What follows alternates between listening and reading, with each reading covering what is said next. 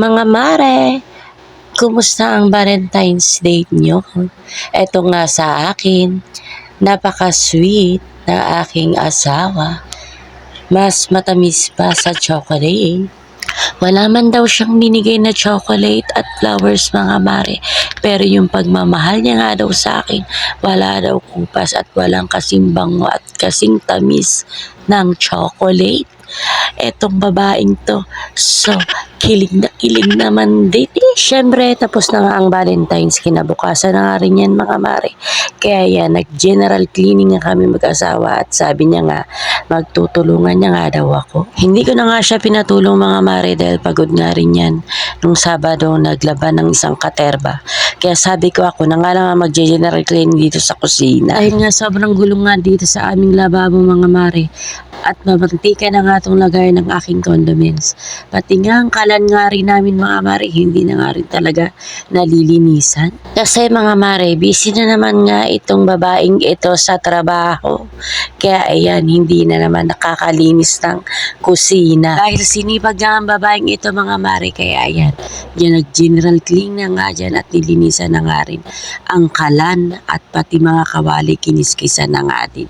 At syempre mga mare, pati ang tiles namin ay pupunasan ko na nga rin dahil kitang-kita naman talaga ang dumi nga. Kailangan ko na nga rin magbilis mga mare dahil may zimba pa nga kami sa aming church at kailangan talaga 9:00 ay nandun na nga kami.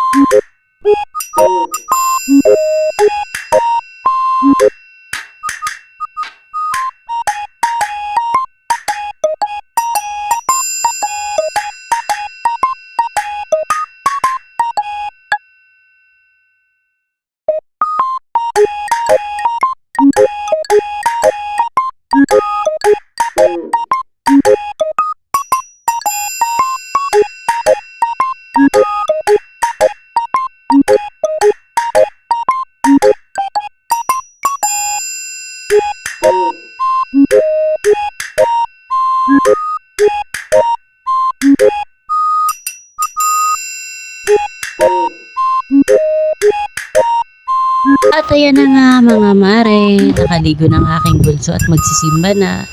At syempre mga mare, sa wakas at nakatapos na nga rin ako maglinis.